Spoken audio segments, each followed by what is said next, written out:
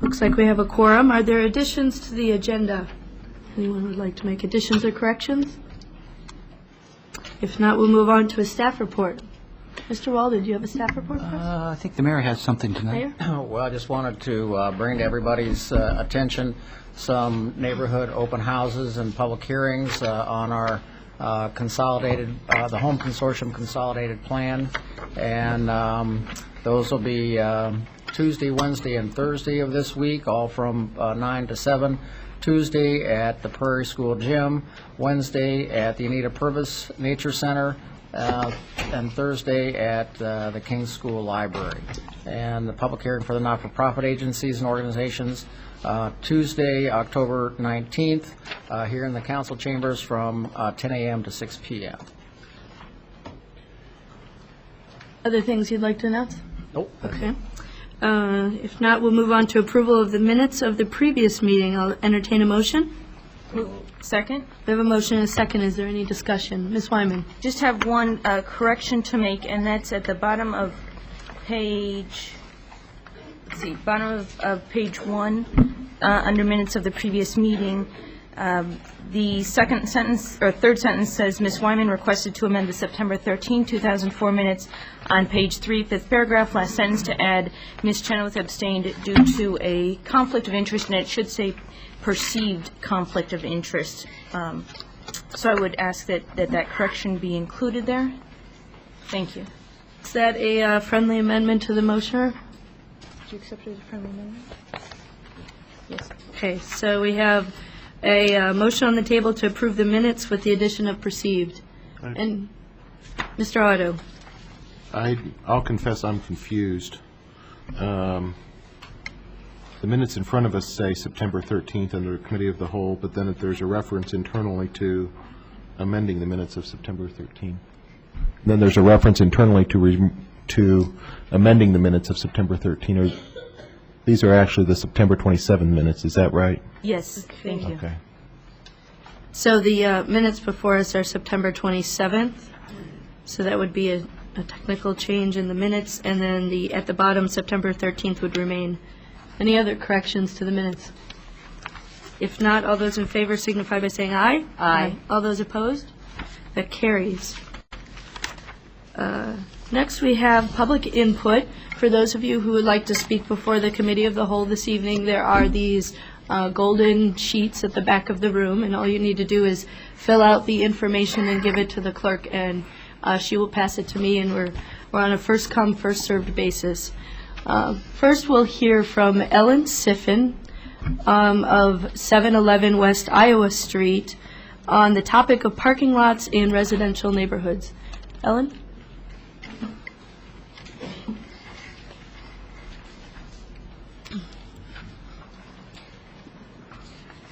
Yeah, thank you. I picked up this book, which I know you all know, but maybe people viewing don't, the Urbana zoning ordinance. This one was republication February 28, 2003. The property under consideration at 806 West Iowa Street is zoned R7. Under Section 4-2, Purpose of Districts in this book, R7 is defined as University Residential District intended to provide areas in proximity to the University of Illinois for dormitories and rooming houses, which are occupied primarily by students to ensure the longevity of the architectural character and use of these existing buildings, and to protect nearby low-density residential districts from incompatible developments. The definition of accessory use is a use incidental to and subordinate to the main or principal use or structure. As the sorority on Lincoln owns both properties, the point of accessory use is obviously valid. Under ordinance number 1999-06-045, section 8-3 F2, it states, the location of parking facilities amended to clarify that in the case of a lot with no principal structure, parking may encroach the side and rear yards. In other words, one could possibly build a parking lot. So once 806 West Iowa's house is demolished, the sorority would now have an empty lot which would fall under parking accessory use. In this book, again, a parking lot meeting the requirements of Article 8, that is primarily an accessory use to a particular principal use. If the accessory use parking lot is located in R7, use must be reserved for occupants of residential uses, and an accessory use parking lot may be located on a separate zoning lot from the principal use that it serves if it meets the requirements of Section 5-3E. So clearly, the property at 806 West Iowa Street is an accessory use to the sorority on Lincoln, and as soon as the house sitting on 806 West Iowa is demolished, there'll be no principal structure on it, hence a parking lot could qualify to be built on the property. In this situation, the sorority can claim parking lot accessory use, and the parking lot will sit between two properties zoned R2 and R3 in a residential neighborhood.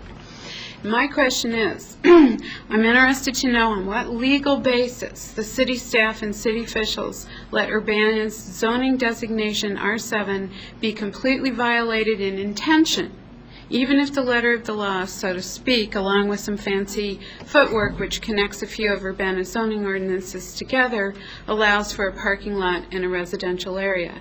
After all, nowhere within the zoning designation of R7 is there mention of primary use being a standalone parking lot. Thank you very much. Thank you. And we'll be getting to that issue on number 12 of the agenda tonight. Next, we'll hear from Charlie Smythe at 805 South Kohler on the topic of accessory parking lots. That's what a fun topic.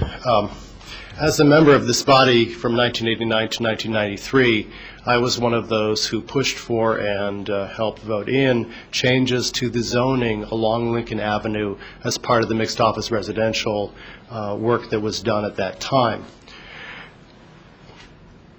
When we went through the Busey to Lincoln blocks, from Florida all the way to Springfield, we were thinking in terms of how can we best preserve the neighborhood to the east of Lincoln Avenue, which is a long-standing 100-year-old neighborhood that has grown in towards the university on one end and, of course, filled out around the city from its early days. This is an old, very, very nicely cared-for neighborhood. It is one that attracts people to this community, those who work near downtown, in downtown, those who work at the university. It is one of the gems of the city. And when, in 1991, when we passed the ordinance, the zoning changes, we basically thought in terms of, okay, what happens if you just go down the middle of the block between Busey and Lincoln, basically through the backyards? Would that be the best way to minimize the impact on the neighborhood to the east? And that's what we thought was the best thing. And that's why, if you look at the map, you'll see on the east side of the blocks towards the Busey side, you'll find R2s and R3s. On the west side, you find the apartment buildings and the higher zoning. The thought was, put the higher zoning along Lincoln, keep it along Lincoln, keep the traffic along Lincoln, keep it out, try to keep it minimize it into the neighborhood. If you allow for R4 structures along Busey Avenue, you're going to end up with 12 cars for every one of those little houses or whatever, little fourplexes or whatever they end up with. There's no way. If you have cars in neighborhoods, you can't preserve the family life, the walk around your neighborhood type activities that currently go on there. I think that the changes that we made in 1991, 92 have helped stabilize that neighborhood. We saw people moving back into the houses at the edges of the neighborhood, along Busey Avenue, along Illinois Street. There were a number of houses there that were getting run down and have been renovated. Likewise, there have been houses along Busey. So frankly, parking lots are not parking lots to serve large structures are not appropriate in neighborhoods of single-family housing. Never did we imagine that those houses that were designated R7 mostly as a convenience to the owners of those homes so that they would not be a non-conforming use. And at recommendation of staff at the time, if we had imagined that those R7 properties, which we thought were valuable and served a function and would never get torn down, let alone for a parking lot, we would never have left them at R7 in 1991. Thank you. Any questions from committee members? Thank you. Next, we'll hear from Lisa Truell on the same topic.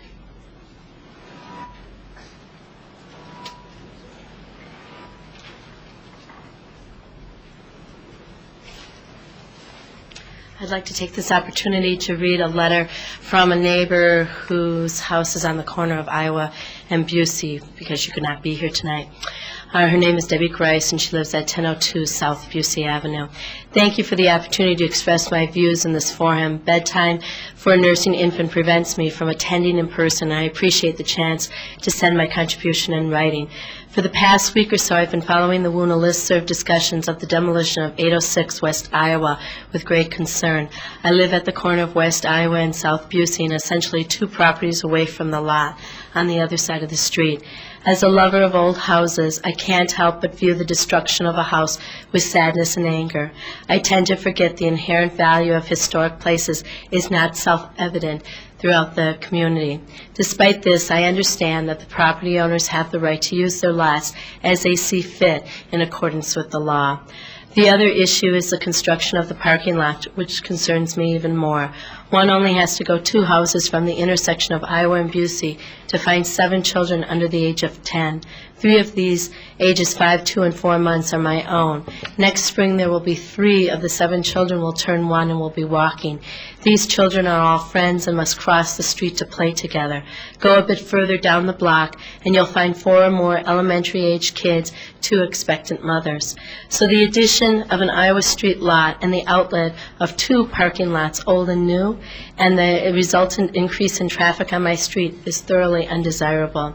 In addition to the U of I student traffic, we have a great deal of traffic headed to the Urbana High School, much of which exceeds the speed limit.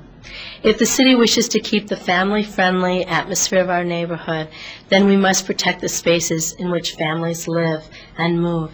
Yet I do remember the parking woes of my student days, and I don't wish to denigrate the sorority for trying to accommodate its needs. Thus, I believe it's incumbent upon all parties concerned to find a design that will allow us to live with this new development safely. An element of that design should be the elimination of a driveway onto the Iowa Street and the addition of a small green space in that part of the lot that fronts onto that street. I urge the council to do everything in its power to prevent this type of lot conversion from taking place in the future. The unique historical flavor of the neighborhood is at stake, as well as the safety of its children. And I think that for people who do not think that it's a safety concern, I can only say that last year, my daughter and I were nearly hit with someone coming out of the neighbor parking lot. They didn't see her, and luckily she was within my grasp that I could pull her back. And the student was extremely upset and apologized profusely. If you don't think it's a safety concern, then you haven't been walking the neighborhood with little people who drivers cannot see out of their rear view window. And I just urge you, I understand that people have property rights in this case, but I do urge you to reconsider this, because I'm sure when they were building this neighborhood, they never thought that a large parking lot was going to be between 2 residential homes, and the neighborhood is just not set up for that. And I encourage you and urge you to take this loophole out of the ordinance, because it's not serving any safety purpose, that's for sure, and it's really taking away from the quality of life, not only for small children who we're here advocating for because they're in bed, hopefully, but also for the U of I students and staff who walk and bike to school. And I do have to say one more thing. That's 800 block of Iowa Street, even though small children do not inhabit on that 800 block. Since the U of I built their new infant child care center on the other side of Lincoln, many of the families use the 800 block to get to the stop sign on Nevada in order to cross the street, because if they went the other way, it would be going like 2 blocks out of their way. So I just wanted you to know that. Thank you. Thank you. Any questions? If not, next we'll hear from Linda Lorenz of 409 West High Street on parking lots in residential areas.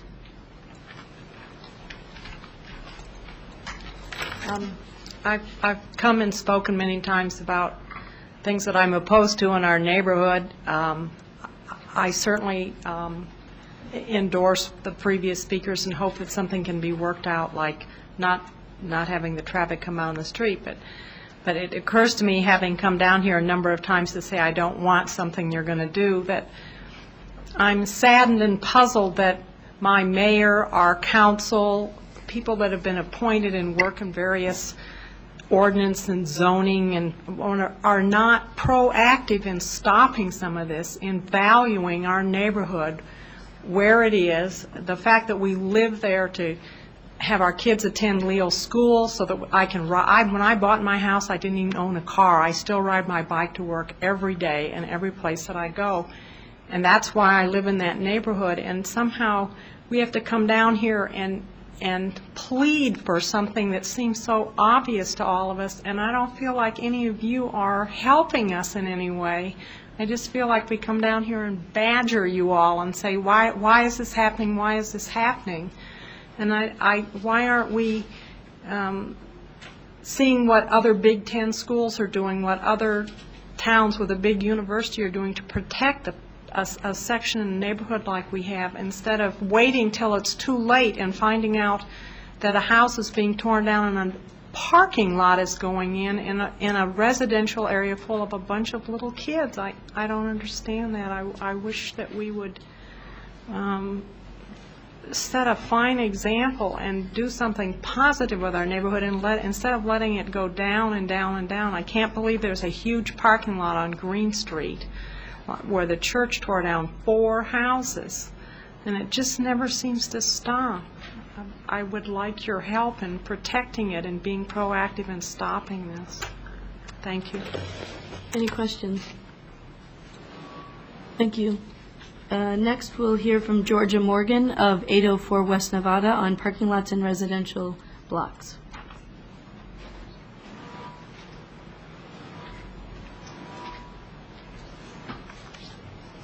Thought maybe I should have brought a band with me, because it seems to me I recall from the 60s and 70s there was a song about tearing down old houses and putting up parking lots, but I don't have it. When this neighborhood that we're talking about affecting here, I want to address the general issue, but since it is for the moment located in this neighborhood towards campus, when this neighborhood was built, people didn't have cars. That's why in the 800 block, a lot of the houses, beautiful old 95-year-old houses, don't have driveways. Their driveways were a 1940s afterthought. My driveway is shared. I know the date of my house because I know the date of the easement on my driveway.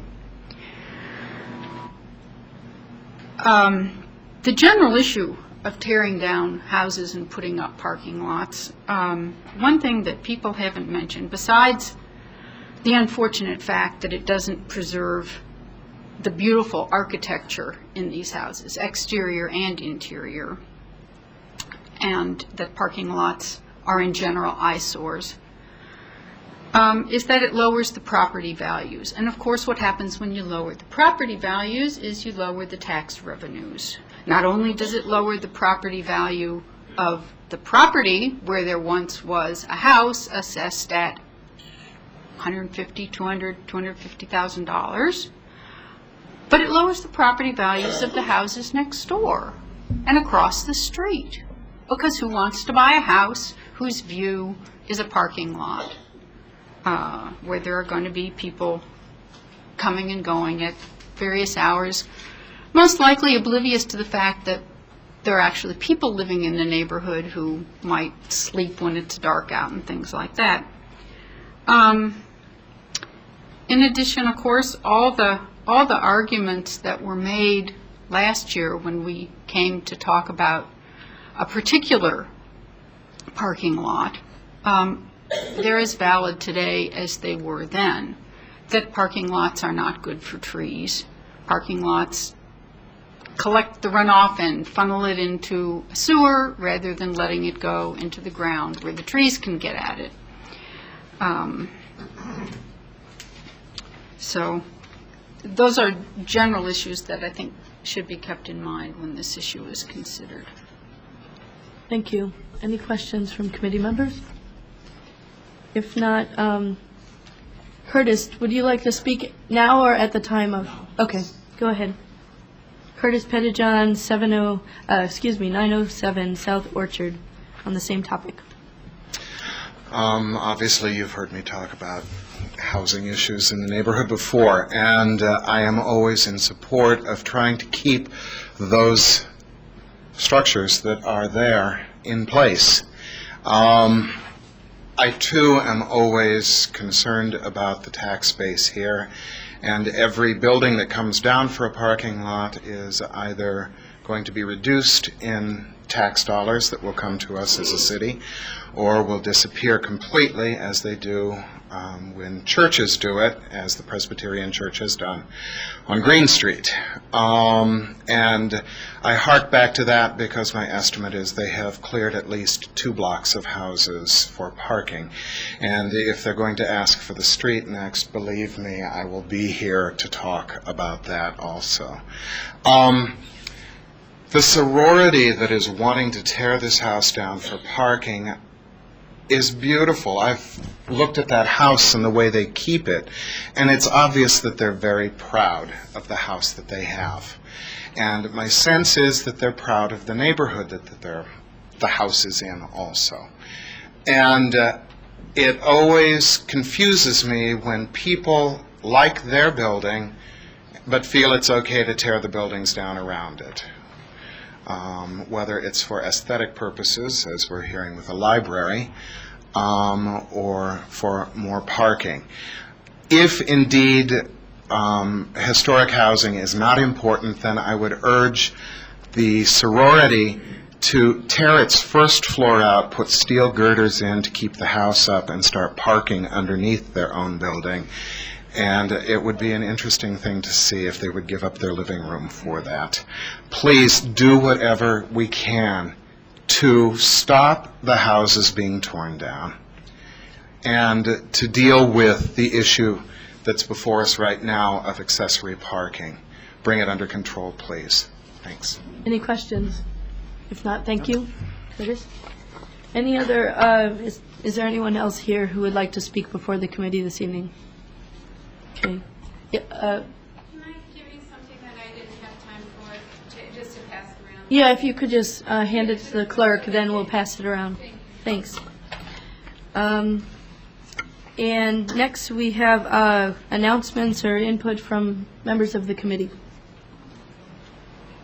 I have one announcement, which is that this Wednesday there will be a public access forum from 4 to 6 p.m. in the Champaign City Council chambers at the corner of University and Neal in Champaign. It's hosted by the Champaign-Urbana Telecommunications Commission, and the focus is on envisioning the present and future of public access television in Champaign-Urbana. So those who are watching on television, if you're interested, it's an open public forum this Wednesday, October 13th, from 4 to 6 p.m. in the Champaign City Council chambers, not Urbana, but in Champaign. So next, I think we have the review of a draft of the long-range transportation plan, and I assume we have a presentation. Welcome. Thank you. I think you might remember me. I'm Susan Chavarria. I presented here back in, I believe, April about the long-range transportation plan for our urbanized area. Just get this set up here.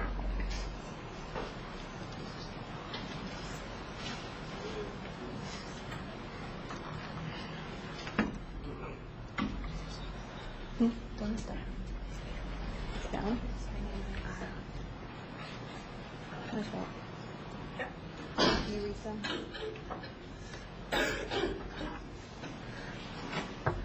I'm going to try not to be too repetitive about what we discussed back in April.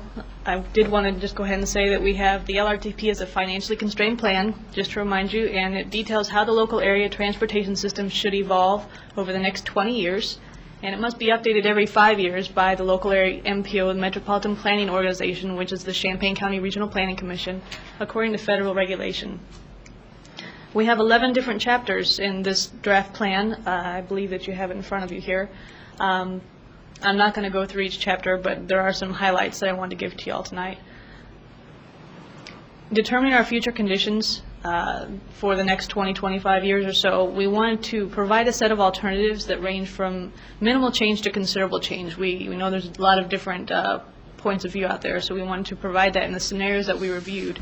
We did about 15 different alternatives during our plan process and came down to one for the draft plan.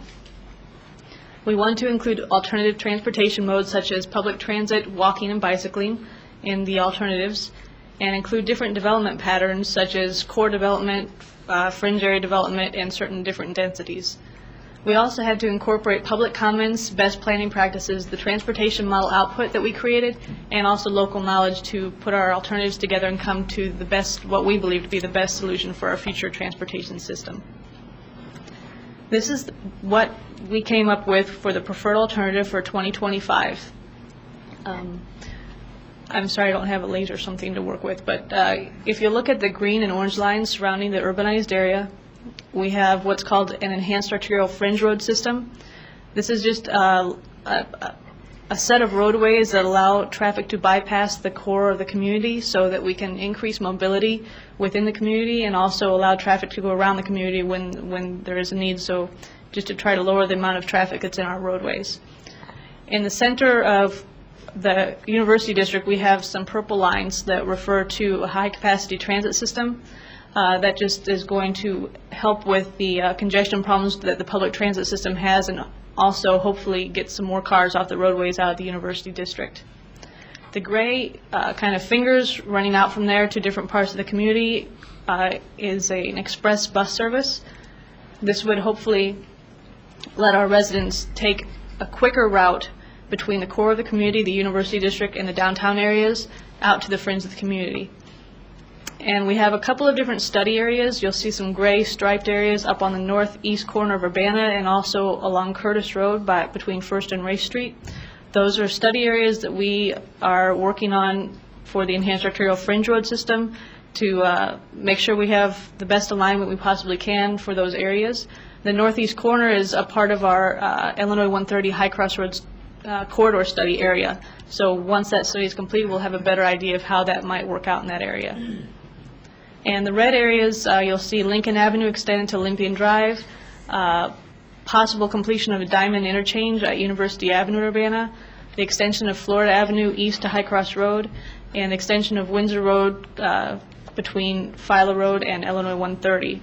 We also have the Curtis Road interchange down in southwest Champaign. Those are projects that we anticipated will be completed within the 20-year time frame of our planning study. For the plan, we have desired outcomes. We'd like to see less congestion in the urbanized area and more mobility for the traffic that is traveling through it. We would like to see less dependence on cars and more use of walking, bicycling, and public transit. Less fringe development and more core development are also ideal that we have, and also less new construction and more system management of our transportation system. The funding section of the LRTP is a list of constrained projects and a list of illustrative projects. The financially constrained projects are those that we believe fit into a 20-year budget forecast that was created by QOT staff based on assistance we received from the different municipalities and member agencies of QOTs. And the other projects that do not fit into our proposed forecasted budget are listed in the illustrative projects list, also in the plan. This is the same map of the alternatives, but this is showing you how far the funding could go. Basically, the colored areas, the pink and green, are things that we can accomplish, we believe can be accomplished given the forecasted budget over the 20-year time period. The areas that are in gray, including the study areas, the high-capacity transit system, and the majority of the enhanced arterial fringe road system, are things that are illustrative projects to this point. These are some images we created with base images here with comparison of how they could look in the future for some of the concepts that we have in the plan. This is the Curtis Road interchange at I-57 in Champaign. This is how it could possibly look in the future. We have an extended roadway with improvements such as signalization and should help traffic flow. This would be a part of the enhanced arterial fringe road system. A second concept we have is for the Meadowbrook Park area on Windsor Road. This is at the intersection of Windsor and Vine. This is a possible schema for how it could look in 25 years if we were to include medians that would help create a refuge for pedestrians crossing to the Meadowbrook Park area, and also enhance crosswalks and signage to also help with the pedestrian conflicts that we have in that area. And the third example is also in Champaign. This is North Market Street in front of the Herff Jones Cap and Gown. This is an example of core redevelopment. What we have is the redevelopment of the employee parking lot into single family residential, and this would be redeveloping the core, increasing densities, and also getting rid of blighted areas as much as we can as part of the plan. You'll also see that we have a bike lane. These are all things that have been part of other plans that Champaign has completed. We would like to see different parts of our urbanized area redeveloped in this way. We have a summary of community benefits. If the plan were implemented, we could create higher population density and less sprawl. We could promote alternative transportation modes such as bicycling, walking, and public transit. We could save money on the creation of new infrastructure, create walkable activity centers and reduce reliance on automobiles, make traffic safer for both pedestrians and bicyclists, increase mobility for motorists on the roadways, and educate the residents about the alternative transportation modes, safety, and new transportation concepts. A review of our approval process. We are currently in our 30-day public comment period. All of the comments that we are to receive for the draft LRTP are due by October 19th, which is next Tuesday. We're going to go to the QS Technical Committee and also the Policy Committee in mid-November, and then also to the Regional Planning Commission Board on the 19th of November. Once that has been completed, we will be able to turn this document in as a final document for the IDOT and FHWA in December. If you have any questions, I'd be happy to answer them. Ms. Wyman. I have two questions. One is the last drawing that you put up was about in front of the Herff Jones with a bike trail, and I know, if my recollection is correct, when we've talked about bike trails in Urbana, there's been a suggestion or a concern that bike trails on the street are actually more dangerous, and it's preferred to have them off-road and actually either as part of the sidewalk or separate from the sidewalk, but with some sort of way that cars don't interfere with that. So is that something that this plan would address, or is that too detailed for this sort of plan? For this particular plan, it's more part of the Greenways and Trails plan that we did coinciding with this plan. We use concepts from both. The on-street bike lane that you saw there is a concept. It's not necessarily the way it's going to be done. But we also see that commuters tend to prefer being on-street. And so we have facilities for them, and we also have off-street because the majority of recreational bicyclists prefer to use the off-street. So we're not sure how it would look yet, but it was just kind of a concept to show you where it could go. Okay. But you'll be talking with our Public Works Department, I mean, before this sort of thing. One is it'd be good to obviously talk with the city's public works programs, but also to have Champaign and Urbana be identical so that there isn't one city that has on-street bicycle transportation and lanes, and the other city, once you cross Wright Street, has it the exact opposite way. In the Greenways and Trails plan, we do say that we would like to see standardization, but in doing the Greenways and Trails plan with all the different organizations and local agencies around here, we found that there is a need for both the on-street and off-street to complete the system. Okay. And then regarding public comment, should people write it down and send it to the Regional Planning Commission? Can it be submitted by email? What are the different forms? We have a website. It's listed here, www.ccrpc.org. On there we have a feedback page if you'd like to put it through there. We also have our email addresses on that website. It could also be phoned in, sent in via regular mail, however you really prefer. We'll take it. And if people are interested in looking at the big packet that we got, is that something you've got also at the public libraries? Yes, that is available at the Urbana Free Library and the Champaign Public Library, as well as at our offices. Thank you. Any other questions? Other questions from committee members for the presentation? Dr. Tyler? I just wanted to follow up a little bit and mention that Bill Gray and I were able to serve on the multi-agency steering committee for preparation of the draft plan, and it has gone through that steering committee, the CUATS technical committee, and the CUATS policy committee, on which the mayor sits. And we worked hard with the RPC staff over a 2-year period to prepare the plan. From a staff perspective, we feel it has a great set of goals and objectives, very progressive goals for the community, a good list of projects that serve Urbana and are consistent with our capital improvement program plans and other projects we've talked about, consistent with the Greenways and Nature Trail Plan, which also presented, and also consistent with some of the policy direction we've had for intensive transit corridors. Also, in addition, respect some of the areas of planning concern that came up during the enhanced arterial, or formerly known as the Ring Road topics, including the need to have a letter of agreement along Curtis Road in the area of the South Farms, as reflected in the preferred alternative, as well as the ongoing study of the Route 130 area north of 74. And I just tried to highlight some of the elements of the draft plan that you might be particularly interested in reviewing for comments. We were able to bring this to the Plan Commission last week. Didn't have a lot of time to review it, but I know that they'll be watching tonight and can get other information from the website. So we're not asking for approval of the draft, merely the opportunity to comment, and hopefully we'll be able to bring back the final for endorsement later on. Anything from you, Bill?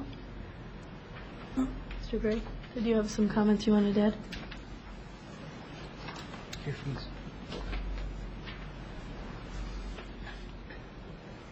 I would just urge Plan Commission members and council members to dig into this document. There are some changes of attitudes and behaviors that are being touted in this document that I think we need to take a serious look at in the coming 20 years. Money is finite. There's a lot of roads that would like to be built, but there just isn't enough federal funding to do it. So we have to be very judicious as to how those dollars are spent. And it also ties into how we do development in the community, and redevelopment sites and such are important, because when we do continue to expand our borders, Champaign or Urbana, there is a cost to that with these, especially these arterial type facilities. They're just very expensive to build, and without some substantive changes, they're just going to be a tough thing to do.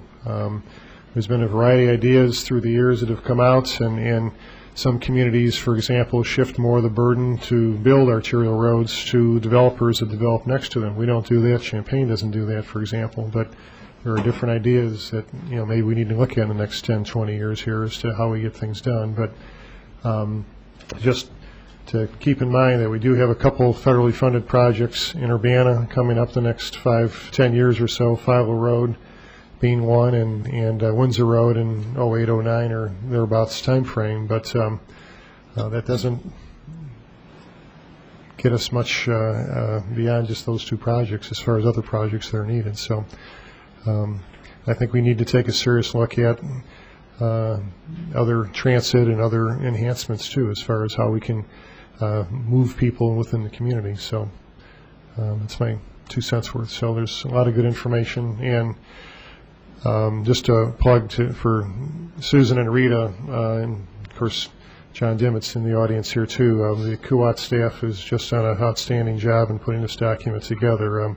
We've had previous LRTP updates before, but this is by far the most comprehensive. The modeling that was done to determine where current and future traffic projections are and where we anticipate bottlenecks to be is very useful information that is in this document. And again, without the expertise of these full-time people and some of the seasonal or part-time people they have to help is a real plus. So it's a valuable document that shouldn't be put on the shelf to gather dust after we're done with tonight. Okay, thank you. Any questions from committee members, from our staff or RPC?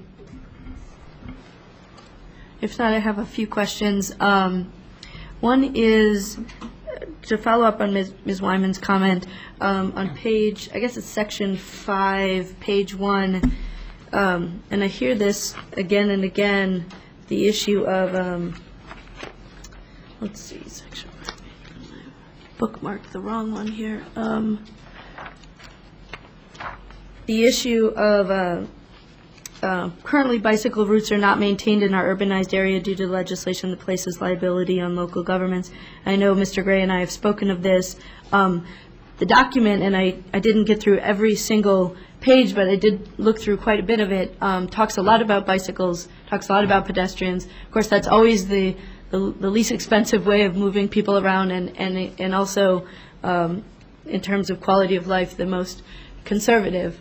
But given that bicycle routes, I hear kind of conflicting things. One, bicycle routes are not maintained, meaning not marked, not demonstrated, not made user-friendly to people in a community where there's quite a bit of turnover of human beings, so people need those kinds of signages to understand. I hear that, and then I hear a lot of reliance on bicycles. I know, being a bicyclist myself, that there are other parts of Illinois where I go, and I actually go there to bike because they have signs and they have routes, and Geneva, Batavia, St. Charles come to mind as an example of a place I like to go, and it's in the state of Illinois. Could you explain to me what it is about us that's different than Geneva, Batavia, St. Charles, given that we're in the same state? Why can't we designate bike routes and they can? I really don't feel like I personally can speak for what the municipalities decide to do about the bike routes. I think I'm not familiar with those other cities, but I think that having the on-street bike lanes here and also the different other facilities that are not bike routes, we do, quite a bit toward pedestrian and bicyclists. But again, I can't say, the form of thinking for the municipalities. Okay, so there wasn't part of the RPC team. Is there anyone else who could speak to this? I'm trying to get more insight. Well, the Greenways and Trails plan does go into wanting to reinstate the bike routes. Yes, I saw that, and I was happy to see that, and I guess there's a question of,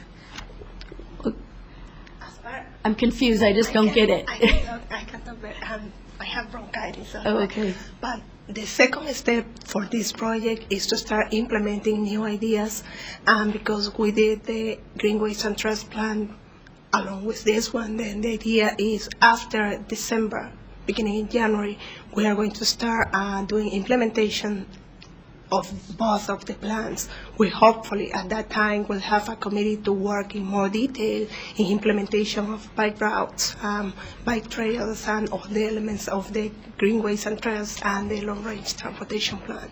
Okay. That hopefully will happen. Dr. Just Tyler. on the bicycle routes, you'll recall some months back we had the Greenways and Trails plan, which includes a lot of bicycle paths in Urbana. So, those pathways are included in here as figured 10-3, and they're included in our project list. So there is a commitment to bicycles in that respect. As for the pros and cons of routes versus paths, I don't know if that's something, Bill, that you wanted to. I know there's different philosophies on when you mark, but it's not maintained safely, that's not a good idea. So if there are going to be bicycle routes, they need to be done in a certain manner. So I think that was part of the discussion there in doing the Greenways plan. Are paths off-street and routes on-street, and that's the issue of marking routes that are on-street, but there's not a liability issue with marking paths? Is that correct?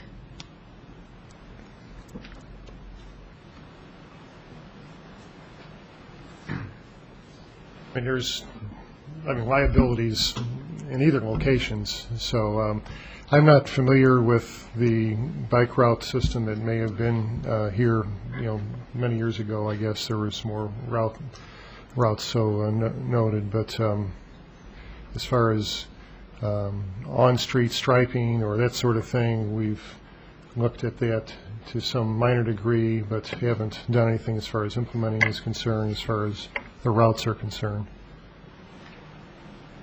And the reason for that is because of the liability concern? No, no reason at this point, just something we've been looking at. It's more of looking at certain, well, there's parking impacts, for example, if you're going to route, depending on what streets you want to look at. And quite frankly, many of our streets, especially if you want to look at destinations being campus, many of those east-west streets are all used to get to campus. I think trying to make the bike and ped crossings safer on campus has been a large part of our effort here in more recent times, especially with, for example, signalization. A couple more locations on campus would help with crossings of peds and bikes at Nevada and Pennsylvania, like we did similarly at Illinois. So those are where I think some of our focus and efforts have been. The other focus has been on more paths and trying to make the community more connected. Again, to the U of I has been a major effort. So where we have received grant monies, it's been to extend Windsor Road or Lincoln Avenue or Philo Road, for example, and putting off roadway paths in. So that's been more of our focus, and not necessarily on bike signage on local streets. So I think that's where more of our efforts have been oriented lately, rather than trying to look at, where can we put signage. I think there's maybe a certain mindset staff has, is that you can take many of those streets. Why designate one when many of them can be used, to go to and from campus? So I'm not hearing folks not having the ability to take an Illinois street or a Pennsylvania street or what have you to get to campus. But our efforts have been more towards the bike paths themselves. Speaking of bike paths, if you had not caught a newspaper article, we were successful in receiving a $150,000 grant to extend a bike path in the Stone Creek subdivision. So this will extend that system through the rest of the subdivision all the way to High Cross Road and up to our bike path on Florida Avenue, which is another fairly recent bike path we've done too. So if we can, in Colorado Avenue is another bike path we're looking at. So we're really trying to tie the community in quite nicely as we have grown in the east and southeast areas here. And as we speak, plans were sent out today to IDOT for the Goodwin Avenue bike path, as another grant that we received, and that's to connect North Campus all the way up to Bradley Avenue. So we're doing a lot of activity, and that's, I guess, to answer your question, we only have so much resources, so much staff, and it's been more on the paths than it has been perhaps what you're suggesting on signage. I think we're making a bigger impact in this regard. Yeah, that's very helpful, and I definitely know that we have been, especially in the last 2 years, really aggressive in terms of adding bicycle paths, and the issue has more to do with just, it's been unclear to me whether or not we're actually legally able to say, create a bike map for people that tells people safe and unsafe routes. When you're new to town, you don't know where cobblestone streets are, you don't know where there are unsafe crossings, et cetera, and there's a way of, so that's mostly the concern, and less, necessarily slapping signs everywhere or, and I certainly know that we're creating paths, it's just a matter of making them useful to the public, but we can talk more about that outside of the long-range transportation plan. But my second question has to do with the funding schema, and Mr. Gray, you had talked about this. The picture that we received in the packet was that basically there's maybe half or less are actually dedicated in terms of funding. Are you pulling those from our current CIPs and our long-range plans for the CIP? And are the roads that you said are not necessarily designated as having specific funding, are these roads that are the city of Urbana's responsibility, or do those tend to be roads that are state and federal? Well, I could answer it and jump in, Susan, but first of all, the Urbana roads that are in this plan are pretty much we provided to CUOT staff to incorporate into this plan. Many of those roads, quite frankly, are not federal or state roads, and hence tougher time to get the funding to build such roads. So for the most part, when we talk about Olympian Drive or Curtis Road or a High Cross Road north of Interstate 74 or Philo Road or extending Florida or extending Colorado, what have you, those are local dollars. Where we can, the federal match we will use, and again, that's partially for Philo and Windsor and Urbana, but the big dollars are going to be coming and going towards the Curtis Road and Olympian Drive. And if you look at just those two projects and the multi-millions of dollars it takes, that can consume whatever federal dollars will be coming our way for the next 20 years or so. So, say nothing of the other arterial roads that we need in Champaign and Urbana. And let me ask you I don't mean this to be a political question or put you on the spot, but do you believe that the portion of the ring road that is designated in Urbana is necessary? And do you believe that the ring road is a useful concept for Urbana? I understand it working especially in parts of West Champaign and North Champaign. Well, first of all, we're not calling it a ring road, I guess. We're giving it a enhanced fringe arterial road concept to name, which is a little bit different than a ring road. I think maybe to define a ring road or a bypass facility is more of a, shall we say, limited access type of roadway facility that might even have, cloverleaf or at grade separation intersections, for example.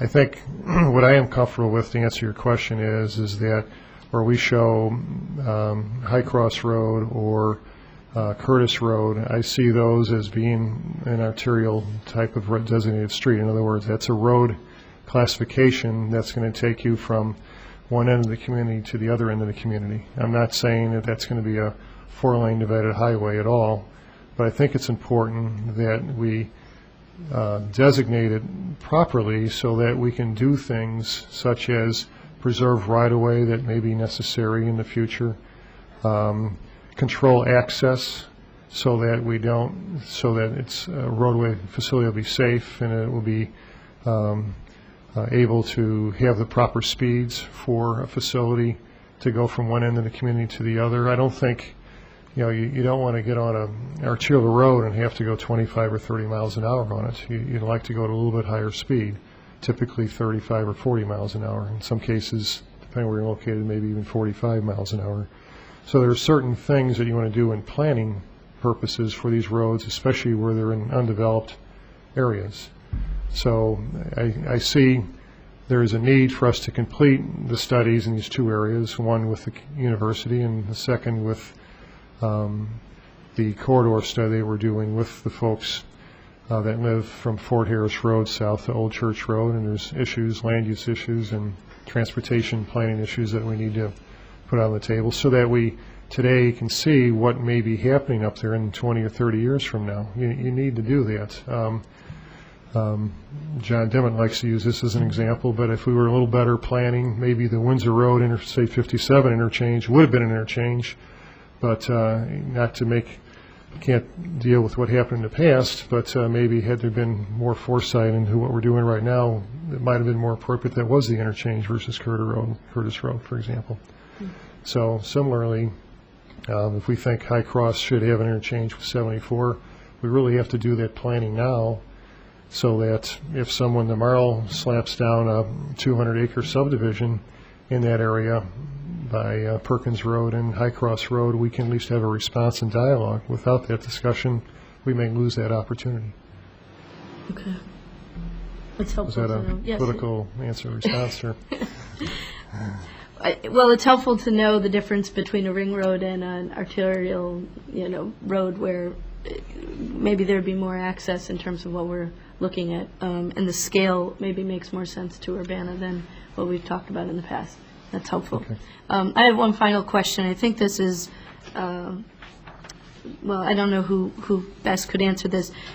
What is the plan for the study areas? What's the timeline? And what are some of the issues involved? What does it mean to have a study area? What's that going to look like for the public? The Illinois 130 corridor study area, which is what is on High Cross Road north of I-74, is a part of our Illinois 130 corridor study area, which we're estimating should be completed sometime next summer. And issues we have with that area is where, if anywhere, should improvements take place so that we can improve the general mobility of our transportation system. We have a need for circulating traffic in that area. We have heard a lot of issues with having to take I-74 down to University Avenue and taking the Illinois 130 spur to get to southeast Urbana. I know that some people are looking to get a more direct route to that area. The other study area is Curtis Road between First and Race Street, and the issue there is a conflict of land use and transportation between basically the University of Illinois and the city of Urbana, and looking at how we can best serve the South Farms development that the University of Illinois is wanting to implement, and also making sure that the city of Urbana has the land use and transportation that they need to make sure that they can develop well as well. And so it's not up to QOTS or CCRPC for that particular study area for that to be taken care of or planned for adequately. I think that we have a 2-year timeline for a study area for determining preferred alignment for the enhanced arterial fringe road system in that area, the Curtis Road area between First and Race. And I believe a letter of understanding between the University of Illinois and Urbana has to be completed by December 15th of this year. Okay. And so is this, the draft plan, does it become a final plan with the study area still in place? Is that the? That is correct. Okay. And the hope is that for the High Cross Road area, the study would be finished by summer and then the plan updated at that point? That is correct. Okay. We're willing to do amendments pretty much any time that it calls for. Okay. All right. Any other questions from committee members? Mr. Ray. Just to take this opportunity, we're very close to a final draft of this letter of understanding between the city, the county, the township, the village of Savoy, and the university for Curtis Road between First and Race Streets. And I think all the issues are on the table, and I'll be going for final comments and probably be taking to you probably next month or thereabouts what this document will look like. And it's just it's a laying out of the cities, the village of Savoy, Township, County. What we see are the issues for a Curtis roadway, and then the university's concerns, and in particular with the College of ACES, their concerns for a roadway through their research area. So I think we're close. I think we're almost there, and this will need your review and approval, and we'll get all the various bodies hopefully to approve this. Okay. Thank you. Any other comments from committee members? Are there any motions the committee members would like to put forward? Okay. If not, I have a motion that is on your desks, and entitled Urbana City Council Input to the Long Range Transportation Plan. It's my understanding that that today we're looking at the draft plan and that it's open for comment through Tuesday of next week, both from council and members of the public. And so I wanted to make a motion to provide a formal comment from this body to the long-range transportation planners, and that is, and I have a copy for you all. Actually, I didn't get it to you beforehand, but we support future study of the area of High Cross Road north of I-74 as indicated in the preferred alternative. In the future study, we request that careful consideration be given for this unique area of our county. In particular, we request that future study include data collection on and prioritization of the following points. There are four of them. The preservation of wildlife habitat and corridors, preservation of ecological diversity, preservation of natural waterways, and historic preservation. So I will move that. Second. We have a motion and a second. Is there discussion? Ms. Wyman. I appreciate Ms. Chenoweth making this motion. several months ago, I met with some members of the public and planning staff regarding this area north of High Cross Road, north of I-74, and there's certainly a lot of community concern and interest in this area given the different the different habitat, and as well as the surface and the fact that it's more hilly, and there's several artist studios out there, and I think it's a great area to preserve, and so I think there needs to be understanding and consideration of the importance of preserving that area, as well as understanding and accommodating the transportation needs of the community. And so I think with this motion that Ms. Chenoweth has put forward, it accurately and appropriately addresses the concerns that many people in our community have regarding this area. Thank you. I just wanted to comment. Oh, Mr. Hayes, go ahead. No, I just want to ask a question. You know, we're talking continuously about, you know, High Cross Road and I-30 and whatnot, and yet there's that area, you know, a couple of miles east of High Cross Road, and I'm wondering if this area is going to be part of the study also. Are you referring to the Cottonwood area? Yeah. I guess that would be a question for you all. The corridor study extends to, I believe, a half mile to the east of High Cross Road. We do take into account all the public comments we have received from residents living in the Cottonwood area, because that obviously affects the whole area. Okay. I wanted to speak to the motion, which is this is an incredible amount of information. I learned a lot about my community from reading it, particularly census information about modes of transportation. It was kind of amazing how many people in Urbana bike and walk to work, how many people commute, how many people take public transportation. There's a lot of data here that I think is very rich. Also, I think it's hard for us as human beings to actually imagine 20 years out into the future. I mean, we're such a short-sighted culture. I think, you know, it's hard to even imagine 5 years into the future. And, you know, I think the turnaround time for people moving in and out of communities is, in the United States, is, you know, 3 to 5 years. So it's difficult to be thinking about a space in this way. And this kind of planning is very important, obviously, to in some ways to avoid pitfalls that could happen if we just kind of let things roll along as they do. I felt in looking through this there was one map missing, and that map was ecological diversity. And I think that if we had a map of the ecological diversity of the study area of the, or even of the county, I think it would become really apparent to us that there's something really special about the area on North High Cross Road. You know, I kind of kept picturing in my mind a map of, you know, if everything in red was, you know, lots of ecological diversity and everything in blue was, you know, kind of less, there would be this kind of hot spot in that area, and the rest of the county would kind of be just kind of all blue. And, you know, with some exceptions, the little woods here and there, but really, you know, because our ancestors didn't do a lot of planning like we're doing now with these kinds of documents, we've obliterated habitat for animals. In fact, I mean, Champaign-Urbana is the habitat, at least for squirrels, the occasional fox, et cetera, in the city limits. And so I think the maps are very powerful, and if you sometimes, if you don't map it, you don't see it.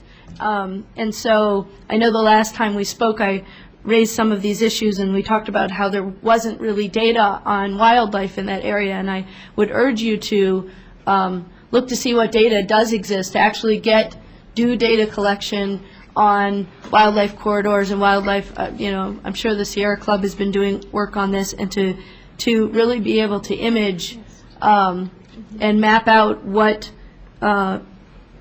this area looks like for, you know, the animal beings, so to speak, and not necessarily just the human beings. And with that done, I think that we can do, yes, we need to improve our transportation in the area, especially if we see massive commercialization on High Cross Road. I feel like there's no, I mean, there has to be some way to reach High Cross Road from the north. Let's be creative, let's be inventive, let's look at what is there, let's look at what we need to preserve. I mean, Big Grove is probably one of the most historic, I mean, it's the most historic area in our county, and was really the gathering place for Native Americans, for Europeans for many years, has some of the oldest trees, et cetera. I could go on and on. I think people who appreciate the history of this county know that area and understand it. And so we need to be very careful about what kind of footprint we're going to put there and see if there's ways in which we can move traffic. I know there's a lot of industrial zoning just to the west of High Cross Road, maybe not just to the west, but to the west of High. Is there some way in which we could look at maybe routing things through areas that actually already are brownfields and already have various environmental problems, that the road wouldn't necessarily be taking the most pristine areas in our county and putting a road through that, but would be putting it through areas that are maybe more developed and perhaps have their own access issues. So that's my plea to you in looking at the long-range transportation plan. Just to let you know, our corridor study, the High Cross Road corridor study, we are currently doing the environmental analysis for that, and so you will see that as part of that document. Wonderful. Thank you very much. Thank you. Any other comments on the motion on the table? Mr. Gray. Just to respond a little further, what you mentioned is very important, preservation, wildlife, habitat, et cetera here. That's a level of detail that is very corridor specific or road specific and comes through in a phase 1 type of study, which involves environmental issues, et cetera. So for a long-range transportation plan, this is a more broad brush, area-wide, region-wide, what are the needs, identification. What you're suggesting here is something that goes to that next level. If we were to look at a certain corridor, we do need to study and look at these issues. How do we preserve, protect, et cetera? So I guess the bottom line is it's a level of detail that typically you would not find in an LRTP. It's that next phase to a roadway facility that we look at, that these issues would come out, such as the High Cross Road corridor, such as the Windsor Road location study we're currently doing, such as in Champaign, the Curtis Road corridor. Those types of issues come out when you get to that next level of study before you get into the actual design and coming up with the plans and specifications to build the road. But at that point, the general routes have been figured out in the long-range plan as they are in this plan, correct? Not necessarily. Olympian Drive, for example, there was a half-mile corridor width that we looked at to identify these types of issues as to where would be the best place to avoid, certain issues in environmental areas such as this. So it just depends on where we're looking at. High Cross Road exists. We're identifying the areas now. If there was ever to be any kind of widening up there, can we do it, can we not do it, that sort of thing. So, but where there's no road exists today, that's where phase 1 environmental study would delve into these issues. Okay. Any other comments, questions from committee members? If not, all those in favor of the motion before us, please signify by saying aye. Aye. All those opposed? That carries. Thank you for your presentation and for your time. Thank you for your time.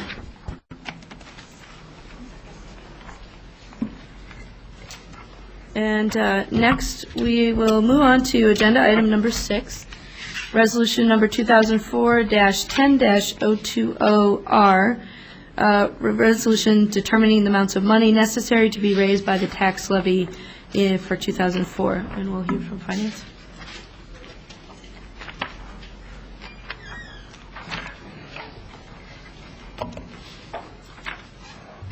Good evening. The tax levy starts with this truth in taxation resolution, which, as you recall in the past, sets the maximum amount or ceiling that the city is considering to levy. The actual levies will not be passed until probably the first week of December. And there'll be a notice in the paper, and there'll be a public hearing where the citizen can come and comment on that. The numbers that are in the resolution show that we're contemplating increasing our taxes 12.3%. That really needs to be explained, because that's not what we're asking the current property owners to pay, even under these numbers as a maximum. What the current property owners would pay would be approximately on an average of 4.3% increase in the taxes that they paid to the city last year. On a $125,000 valued home, that'd be an extra $25. The actual value, the rate is staying the same. The rate is $1.31. That's what Champaign had last year. We believe that's what they'll have next year, and so the rate's not changing. The reason that the amount is going up is because the value of the homes are increasing. Joanne actually estimates that the value of the homes in Urbana on average will go up 7.1% this year over last year. There are some new mandated exemptions, homestead and senior citizen exemptions, that's going to reduce that 7.1 down to that 4.3 average that I mentioned. We're going to be able to increase our property tax by 3.1% due to mostly all the new homes that are being constructed in Urbana and coming on the tax rolls. So the 4.3 and the 3.1 mean that we'll be able to increase the amount of money that we're going to generate by 7.4%. Also involved in this, going from the 7.4 to the 12.3, is the problem of Carl. And Carl will probably be in the base. We need to levy, assuming that they're going to be in the base. Odds are that we will never collect that money. But if we don't put them in the base, what might happen is that we'll be asked to repay that money to Carl when that would never have collected it in the first place, so it would come out of the pockets of all the other property taxpayers in Urbana. So somewhere, I hope even before December, there'll be a resolution of this Carl issue, and we'll know, whether they're going to be in our base or not. If they're going to be in the base, we have to, since we levy on a dollar amount, we're going to have to levy that. As to whether they do like Pravina and pay a check and it's held in escrow by us or at the county, or they never even, they don't pay until it's resolved in court, I don't know. So with that, I guess I would answer any questions you might have. Committee members, questions? If there are no questions, I believe we have a recommendation for approval of an attached resolution. So moved. Second. We have a motion and a second. Any discussion? If not, all those in favor signify by saying aye. Aye. All those opposed? And that, I believe, goes to council next week. Thank you. And then next, we'll hear from you again on ordinance number 2004-10-138, an ordinance revising the annual budget ordinance. This refers to police and fire pensions for fiscal year 04-05. Ron? When I did the budget, we did the numbers in April, and then was approved by you in the end of June. I have to make an estimate of how much money I think the city has to fund the policeman and fireman's pension fund. That's based on an actuarial study, and at the time I discussed with our actuary where we think the results will be at the end of June, what we think the stock market will be doing, which is an important part of their investments. At that time, the stock market looked like it was on the rebound. Sort of after that, it didn't rebound at all. It just sort of has sat there since then. As a result of that, I had hoped and estimated that we would be able to get by with a 5% increase in the amount of money that we had to fund the policeman and fireman's pension funds, which comes, by the way, right out of the property tax. Actually, however, once we closed their books out and we did the actuarial study, the actual amount that is going to be required to be paid by the city this year is really 11.5% increase instead of the 5%. That is an extra $121,500 that we're going to have to fund. Pension funds in all the governments, local governments that I look at, is a real problem right now. It's due to a whole bunch of things. I think if you recall, when we did the budget, I talked maybe about 30 minutes on the pension funds and some of the problems that they're facing, some of the reasons why the cost is going up so high. And we really don't have any choice in this. I mean, we're going to have to pay that. Even if we don't pay it right in this levy, we're going to have to pay it probably in the next year's levy. Next year's levy might even be a lot tighter to come up with the money than this year. So I'm going to recommend that we go ahead and do this budget amendment and increase the appropriation and fund the pension funds to the amount that we should be doing. Any questions?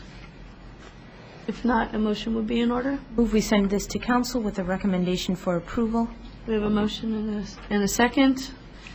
Any discussion? If not, all those in favor signify by saying aye. Aye. All those opposed? That carries, and we'll see that next week. Next, we have our third finance item, resolution number 2004-10-021R, a resolution determining the amount of surplus funds in the City of Urbana Tax Increment Financing District Number 1 for fiscal year 04-05. Mr. Eldred? You want to? Sure.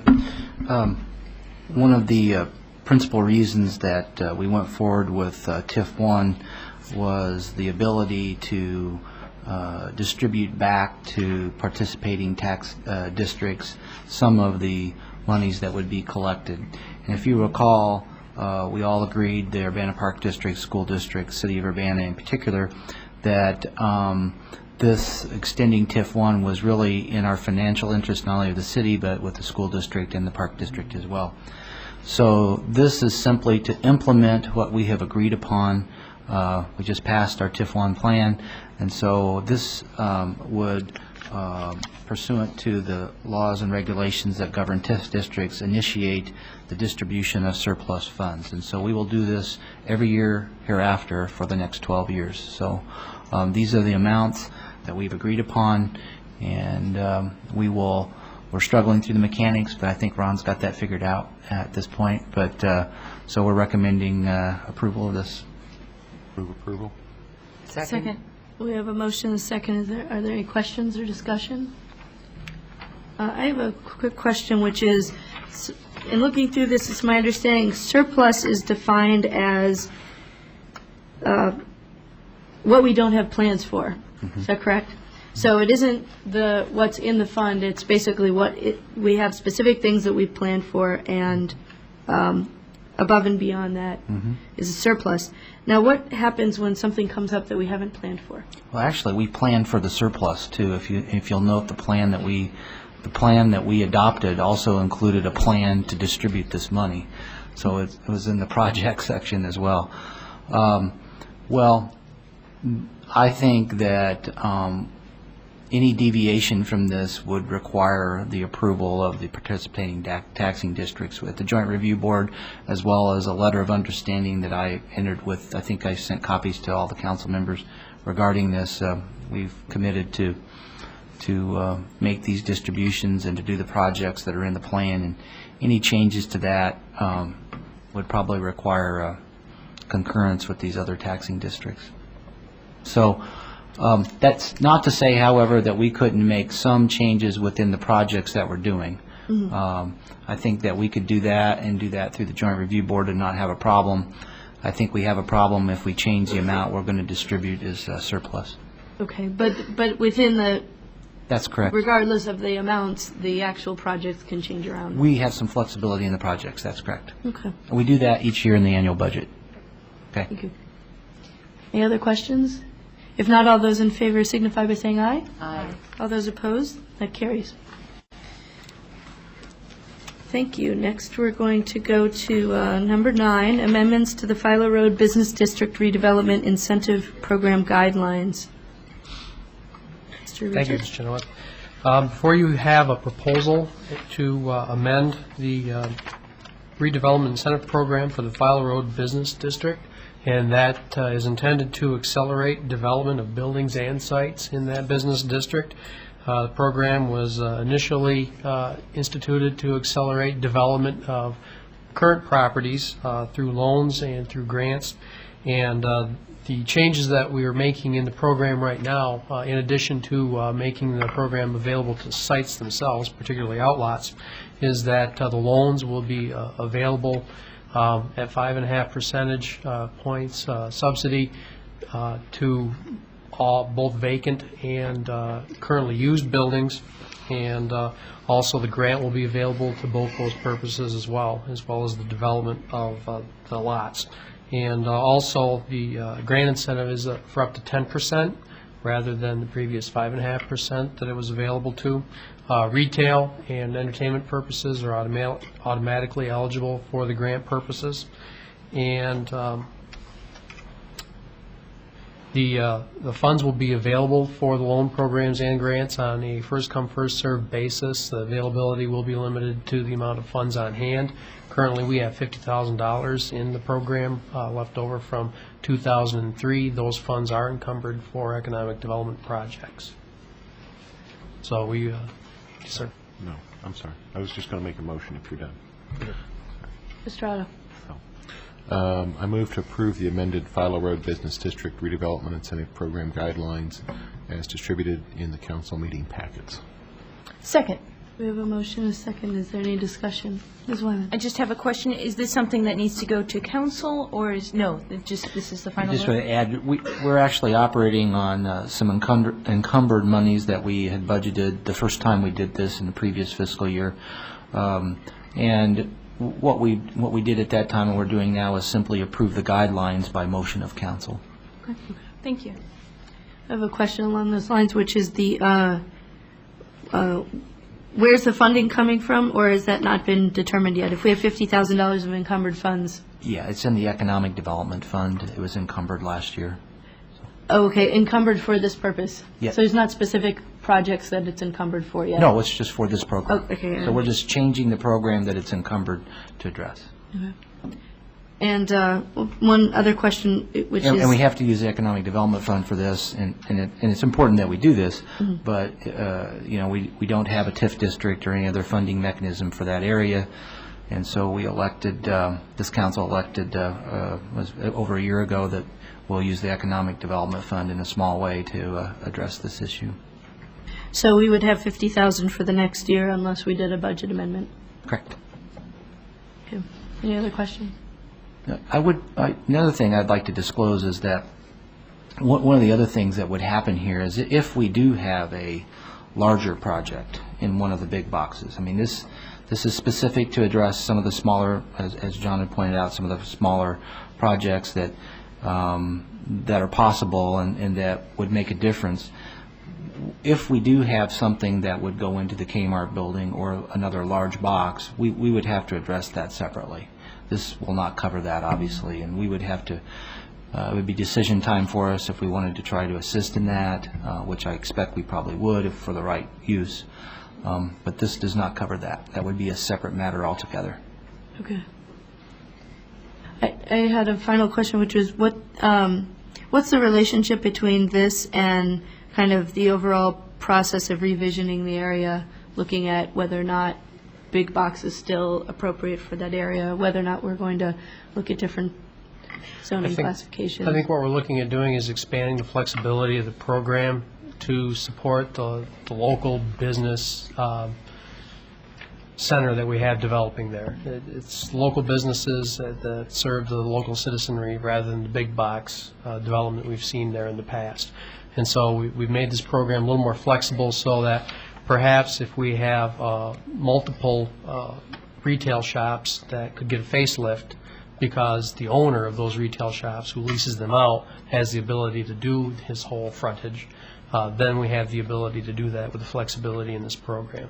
Also, if new local business or neighborhood business development wishes to occur on the outlots, we have the ability to help encourage that as well. And we're able to, you know, encourage some of the aesthetic improvements that we'd like to see in that area. So if we take a look at some of the smaller retail areas, some of the smaller local business development that we have there, we have relatively good occupancy rates. So we would look at trying to tackle more of the outlot development as well as maybe some broader leasehold improvements. Okay. Any other questions? If not, all those in favor signify by saying aye. Aye. All those opposed? That carries, and that doesn't come back to council. That's just an amendment that stands from committee. Next, we'll have, thank you, John. Next, we'll have ordinance number 2004-10-136, an ordinance approving a City of Urbana Community Development Block Grant Program Agreement.